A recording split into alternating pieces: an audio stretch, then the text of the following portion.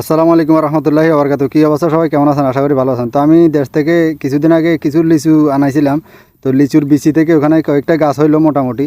তো গাছগুলো রোপণ করলাম, ঠিক আছে। তো আরবিরা তো ভুলে যাবে, তো এই আরবিদেরকে একটা ফল দিয়ে যায়, একবার নাম হইলেও তো থাকবে।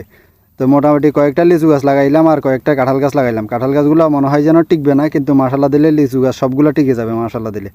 তো দেখতেছেন মোটামুটি লিচু গাছটা দেখতেছেন, দুইটা তিনটা মোটামুটি পানি দেওয়া হয়ে গেছে। তার এখন যেটা দেখতেছেন এটা মাশাল্লাহ দিলে এখনও ভালো আছে।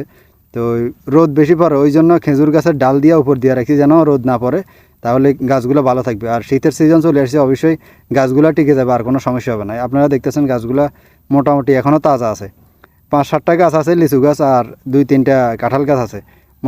আরবিদেরকে কিছু দেশি ফল দিয়ে গেলাম, কিছু লিচু গাছ আর কিছু কাঁঠাল গাছ। যদি ধরে তাহলে তো ভালো, আলহামদুলিল্লাহ। যে এরপরে সওয়াব হইলে তো পাবো।